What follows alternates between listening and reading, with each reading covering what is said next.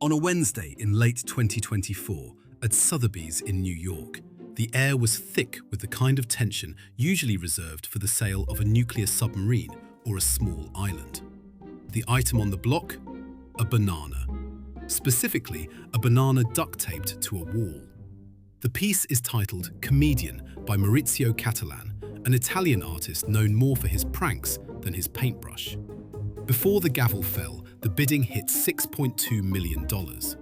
Now, common sense tells you that $6.2 million buys you a lot of things. A fleet of luxury cars, a private jet, an actual mountain of bananas. What matters is who bought it. The buyer was a 34-year-old Chinese-born crypto entrepreneur named Justin Sun, founder of the Tron blockchain. Yes, a man built on code, speculation, and digital scarcity spent $6.2 million on a banana taped to a wall. He later ate it, which sounds reckless until you realize he didn't destroy the art at all. The banana is replaceable. The real prize is the certificate and the right to stick another one up. He didn't buy a piece of fruit, he bought permission. How did we get here?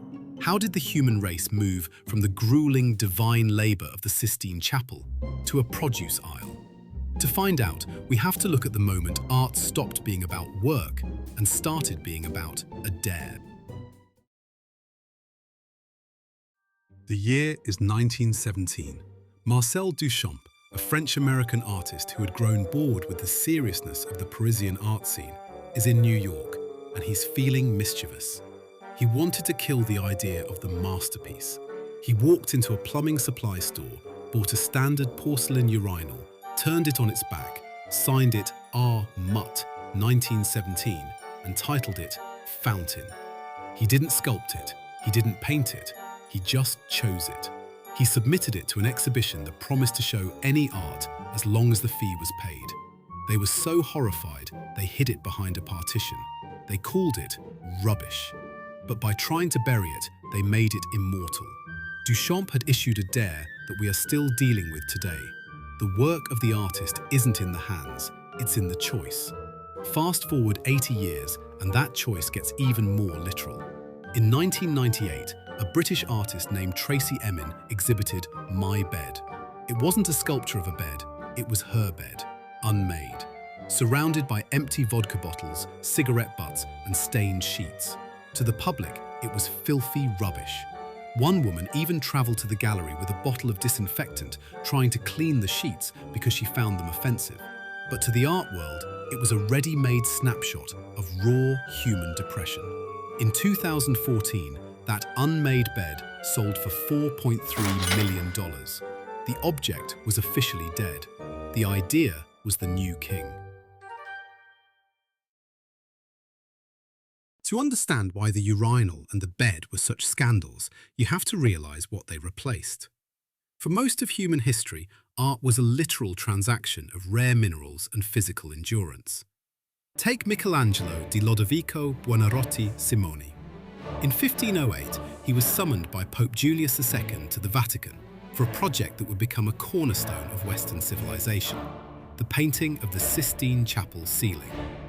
If you hired Michelangelo back then, you didn't just pay for his artistic prestige, you paid for his materials. You specified in the contract exactly how many ounces of gold leaf he had to use.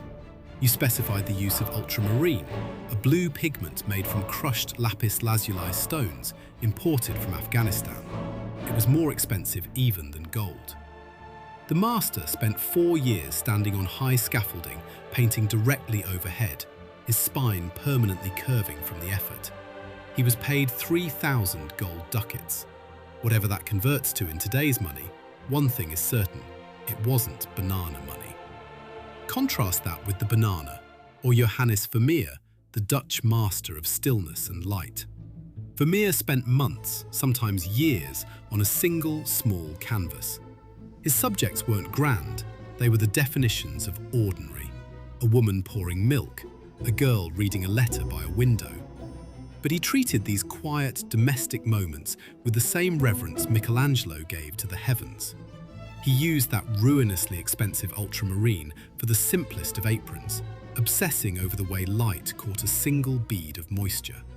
Even when the subject was nothing but a household chore, the labour was absolute.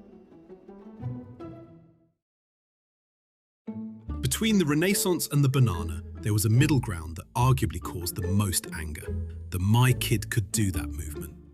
Take Cy Twombly, an American abstract painter whose works look like gestural, scribble-like calligraphy. In 2015, one of his blackboard paintings sold for $70.5 million. It looks, to the untrained eye, like a child practicing cursive loops on a chalkboard. Then there's Lucio Fontana. He founded the spatialist movement in the 1940s. He would take a perfectly good canvas and slice it with a razor blade. Just a slit in the fabric. Those slits now sell for millions. Why do we pay $70 million for scribbles? Critics argue it's about emotional resonance. Twombly was mimicking the feeling of writing without words. Fontana was revealing the void behind the surface.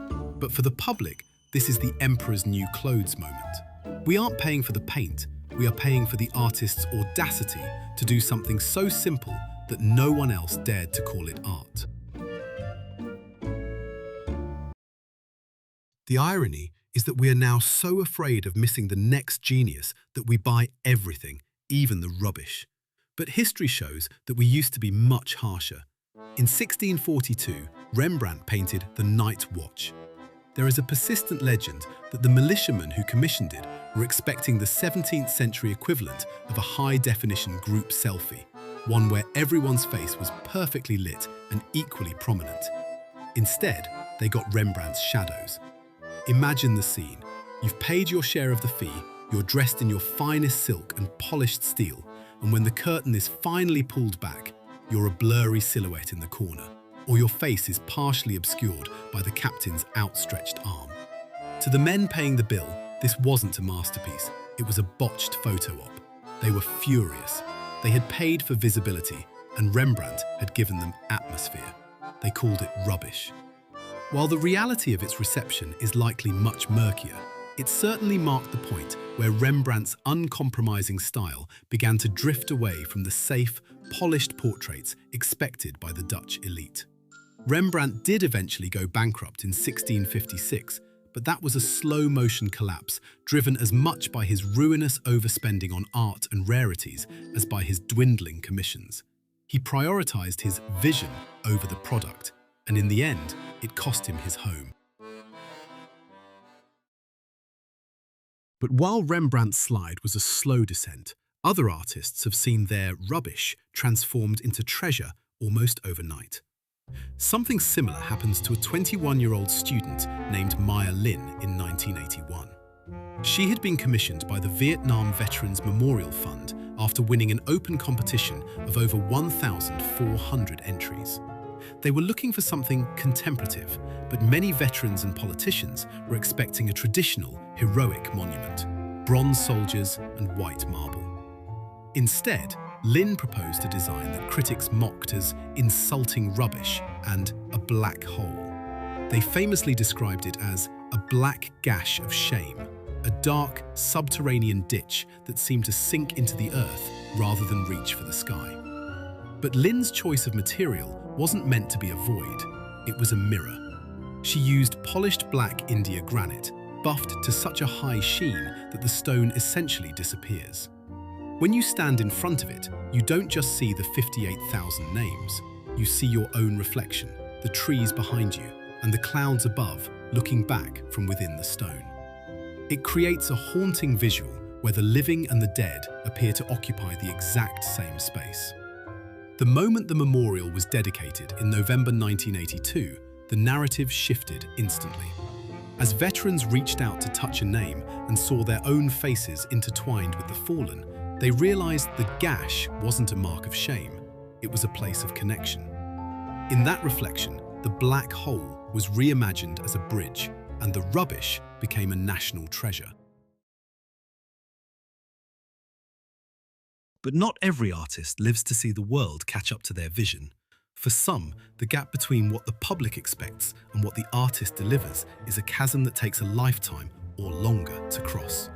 Take Auguste Rodin. In 1891, he was commissioned by a powerful literary society to create a monument to the legendary novelist Honoré de Balzac. They expected a heroic traditional tribute, perhaps the author sitting at a desk with a quill in hand, dressed in a formal suit. Instead, after 7 years of labor, Rodin delivered a radical, hulking figure swathed in a shapeless dressing gown. The committee was so offended they called it a colossal fetus and a sack of coal. They were so revolted by the sight of it that they refused to pay him a single franc. But Rodin's choice of the dressing gown wasn't a lack of effort, it was a deliberate psychological portrait. Balzac was known to write for 15 hours at a stretch, fueled by endless cups of coffee, wearing nothing but his white cashmere monk's robe. Rodin wanted to capture the act of creation, not the man's physical appearance, but the monstrous labor of his mind. He stripped away the anatomical details of the body to focus entirely on the massive, brooding head of the genius. Unlike Maya Lin, however, Rodin never saw the narrative shift. There was no sudden moment of public clarity or emotional dedication. He took the statue back to his own garden in a state of deep humiliation, and he died 20 years before the city of Paris finally realized its mistake. It wasn't until 1939, nearly half a century after it was commissioned, that the monstrosity was finally cast in bronze and placed on a public pedestal, long after the artist was gone to hear the cheers. The lesson? One generation's rubbish is the next generation's priceless relic. Now, we're terrified that if we throw away a banana, we're throwing away the next masterpiece. But maybe the most honest look at value comes from a literal landfill. In the late 1800s, two Oxford scholars, Bernard Grenfell and Arthur Hunt, went to an ancient Egyptian site called Oxyrhynchus. They found a mountain of trash. What was in the pile? Sifting through the strata, they unearthed thousands of land tax certificates, wedding invitations, and shopping lists. But then there are the more human moments. Among the fragments, scholars have found the ancient equivalent of a hangover note, a worker recording his absence because he was, quite literally, suffering from the effects of wine. There are even formal medical reports from physicians sent to verify injuries from local brawls, the Roman equivalent of forensic evidence. 2,000 years ago, this was worthless paperwork, literally rubbish. But today, these fragments are the most precious records of the ancient world. It suggests a terrifying truth.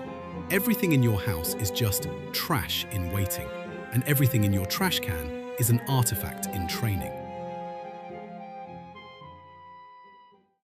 Now, the object has disappeared entirely. Enter the NFT. In March 2021, the digital art world exploded when a man named Mike Winkelmann, better known as Vapour, sold a single digital file for $69.3 million at Christie's. Vapour wasn't a darling of the gallery world. He was a graphic designer from South Carolina who had spent over 13 years on a project called Everydays, posting one digital artwork online every single day without fail.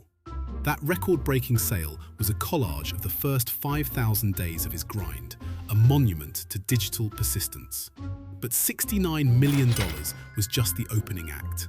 Later that year, an anonymous artist or collective known as PAC blew that record apart. Unlike Vapour, whose identity is well known, PAC is a ghost, a conceptual entity that some believe might even be an AI. PAC released a work called The Merge. It wasn't a single picture, but a dynamic, fractionalized experiment where 28,000 collectors bought over 300,000 units of mass. As people bought more, the mass merged into a single NFT. The final tally? $91.8 million.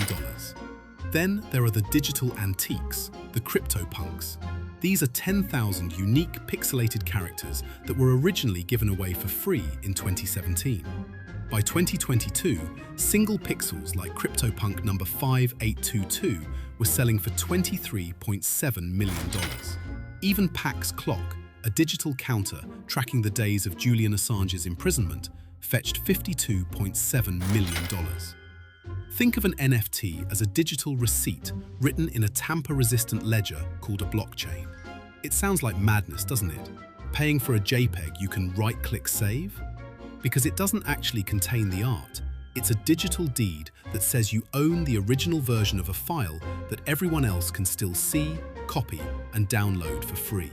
By selling these, artists prove that in the digital age, we aren't paying for physical pixels, we are paying for scarcity and provenance. Duchamp, Urinal in hand, would likely have laughed until he cried. Art has finally become pure thought, unburdened by the rubbish of reality. So, is it all rubbish? Maybe, but we are the only species that can look at a pile of garbage and decide it's worth a fortune. We don't buy art because of what it is, we buy it because of what we believe. We are a species that creates value out of thin air, modern alchemy that turns lead into gold, trash into treasure, and bananas into bank accounts. If you found value in this deep dive into the archives of the extraordinary, hit the subscribe button to join us. And I want to hear from you. What is the one piece of rubbish in your life that you'll never throw away? Tell me in the comments. Next time you pass a trash can, take a second look. If you wait 2,000 years, you might be standing on a gold mine.